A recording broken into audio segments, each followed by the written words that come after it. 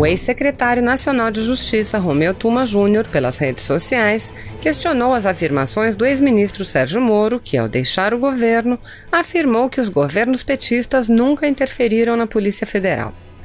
Tuma disse: "Com todo respeito, mas o ex-ministro Moro só podia estar brincando ao afirmar que os governos anteriores não fizeram pressão sobre instituições e sobre a Polícia Federal. A propósito, há 10 anos caí por investigar dossiês e crimes de Estado quando era secretário nacional de Justiça. Lembrem também de Paulo Lacerda e outros." Tuma também compartilhou a imagem de uma reportagem que relatava que o então ministro da Justiça de Dilma, acompanhado da cúpula da Polícia Federal, tinha viajado a Curitiba para uma misteriosa viagem ao centro da Lava Jato. Tuma disse: "O ex-ministro Moro disse que governos anteriores não interviram na PF e nem pressionaram a Lava Jato. Faltou-lhe memória ou faltou com a verdade." Outros também lembraram a interferência dos governos petistas na Polícia Federal. O deputado Marco Feliciano questionou: "Mas por que esses fariseus da extrema imprensa não pediram o impeachment de Lula quando ele interferiu na Polícia Federal?" A notícia foi dada pela Folha de São Paulo como sendo a coisa mais natural do mundo e ele sequer negou. A deputada Bia Kicis publicou matéria da Folha de São Paulo de 11 de setembro de 2007 e questionou: "Como assim, Moro, Lula não intervinha na PF?" O recorte da Folha de São Paulo de 11 de setembro de 2007 mostra exatamente o contrário. Troca do comando da Polícia Federal e da ABIN porque Lula queria informações que não estava recebendo. O presidente tem que receber informações, isso é legal, não é crime. A deputada também compartilhou outras postagens, como a do jornalista Guilherme Fiuza, que disse: "Dilma Rousseff tinha informação privilegiada de que a Polícia Federal ia prender o marqueteiro João Santana, homem forte do seu governo, e armou a fuga dele. É esse o padrão republicano do PT, Moro? O que fizeram contigo, homem? A delação de João Santana está na gaveta e Dilma está solta." O deputado José Medeiros compartilhou matéria do site Diário do Poder com a manchete: "Lula trocou o diretor da Polícia Federal para ter acesso a informações, mas não foi acusado de interferência." E acrescentou: "Lula e sua turba podem tudo." O jornalista Cláudio Humberto, responsável pela matéria, afirmou: "Em 2007, o então presidente Lula demitiu o diretor da Polícia Federal para ter acesso às informações sobre suas grandes operações. Curiosamente, não foi acusado de ameaçar o Estado de Direito com suas interferências políticas na corporação." Boa noite, seja bem-vindo ao Brasil em Pauta. A pandemia do novo coronavírus tem trazido a atenção do governo para a saúde das pessoas, a saúde da população e, mais ainda, com o bem-estar social, especialmente daquelas pessoas menos favorecidas. Para detalhar as ações do governo justamente para essa parcela da população, eu converso agora com o ministro da Cidadania, Onyx Lorenzoni. Olá, ministro, boa noite, obrigada pela entrevista. Bom, ministro, vamos começar falando então sobre essa preocupação com os efeitos da pandemia do novo coronavírus diretamente aos menos favorecidos. O que é que o governo tem feito, que medidas imediatas o governo tem feito para atender essa população?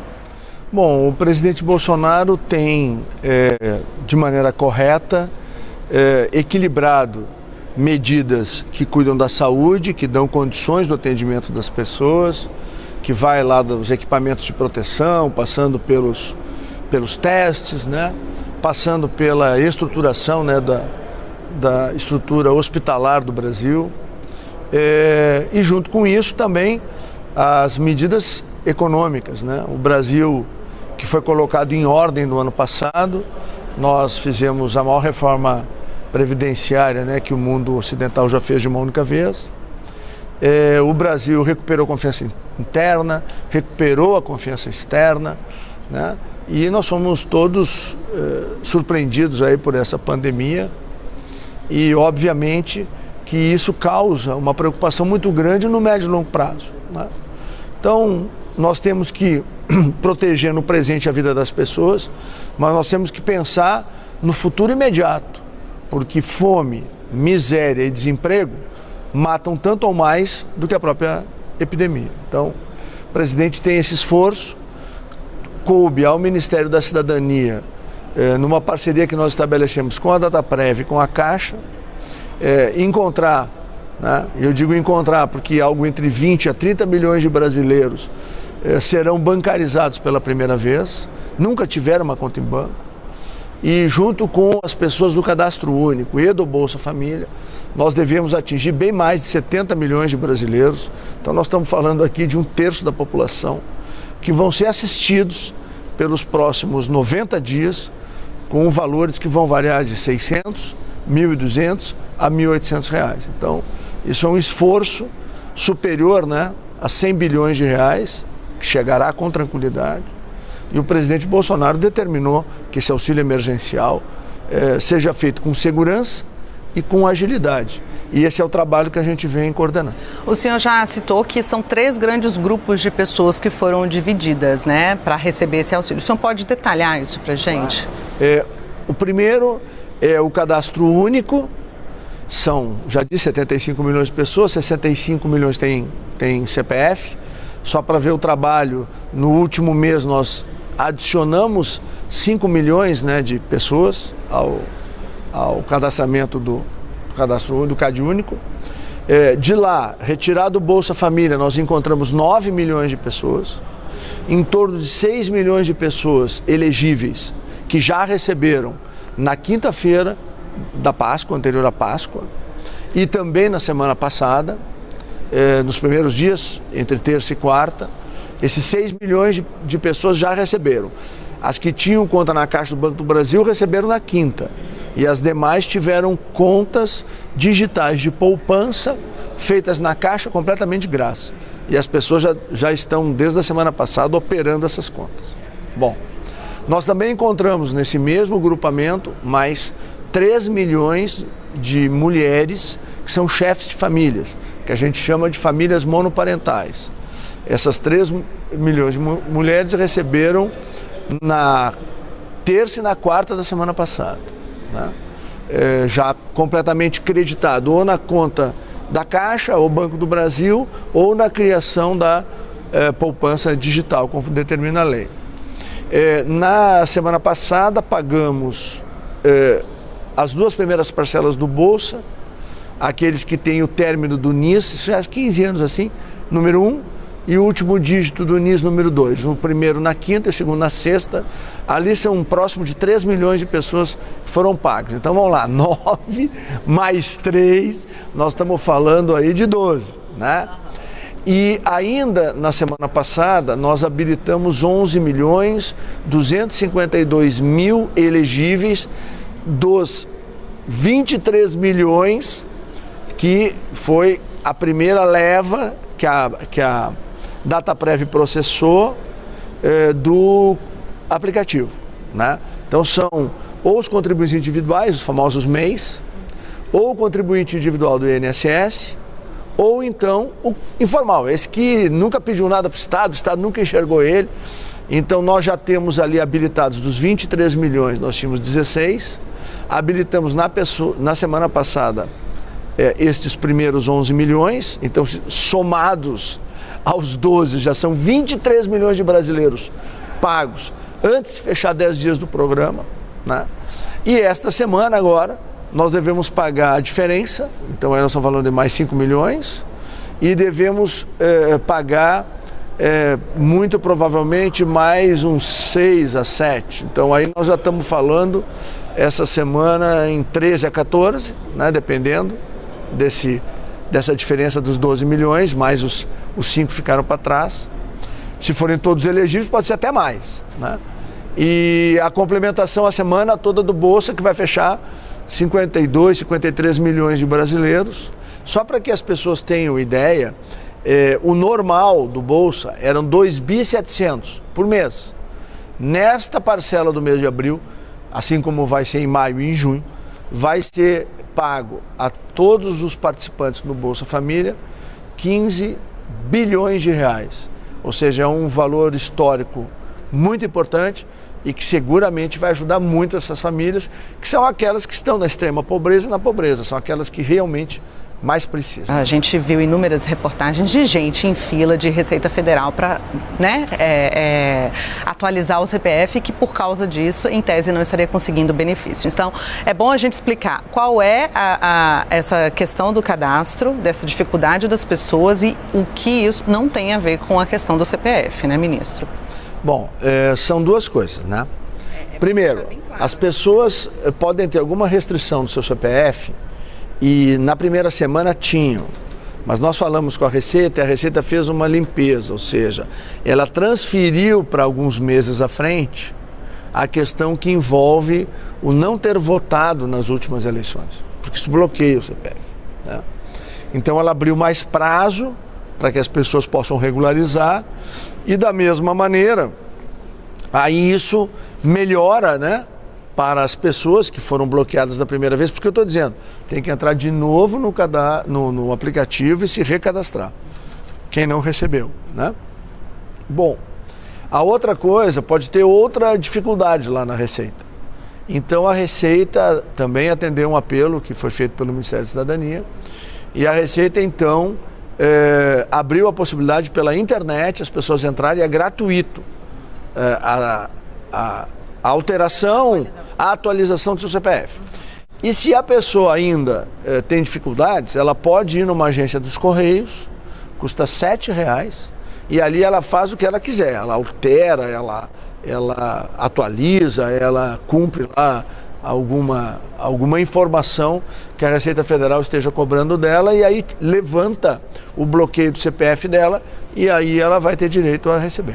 Bem, ministro, uma outra medida que deve ajudar bastante os beneficiários do BPC, o benefício de prestação continuada, é a isenção, né, da conta de luz por até 3 meses. Qual o impacto desse tipo de ação para o governo e para essas pessoas também? Se não me falha a memória, são em torno de 3 milhões, né, de famílias que vão ser beneficiadas. Isso é algo muito importante porque a energia é um insumo, né, valioso nesse momento e muitas vezes ela pesa no orçamento familiar. Então essa é uma ação importante, vai atingir aí mais de 10 milhões de pessoas, né? E isso foi um trabalho desenvolvido pelo ministro Bento, né, lá no Ministério de Minas e Energia. E que, claro, nós que lá com assistência social cuidamos dos mais vulneráveis, e a gente sabe do esforço que esse verdadeiro exército aí de homens e mulheres que trabalham na assistência social, no SUAS, a gente fala muito do SUS, né, que é mais conhecido, mas nós temos um outro sistema, que é o SUAS, que cuida dos mais vulneráveis, dos idosos que estão, por exemplo, nas LPIs, né, nas instituições de longa permanência. Nós temos mais de 1.913 instituições no Brasil que nós estamos ajudando, né? Inclusive a primeira-dama também com o Pátria Voluntária está organizando um processo de voluntariado, de doações e de, às vezes, além de gêneros alimentícios, medicamentos, roupa, né? Melhoria da condição das pessoas, precisa também levar uma palavra, né? As pessoas precisam de um carinho, né? Às vezes não pode ter o toque, né? Mas pode ter uma palavra de conforto, pode ter uma palavra carinhosa, isso melhora muito o ânimo da pessoa, né? Ela se sente querida, né? E esse é um trabalho importante que vem sendo feito, além também do suporte, né, a estados e municípios.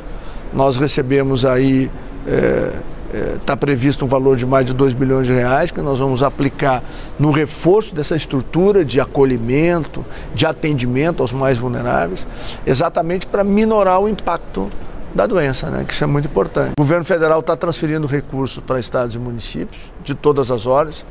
O governo federal preparou programas que somados chegam a mais de 700 bilhões de reais, quer dizer, é uma injeção vigorosa na economia, né? Estamos ajudando as famílias, estamos ajudando as pessoas que o Estado nunca ajudou.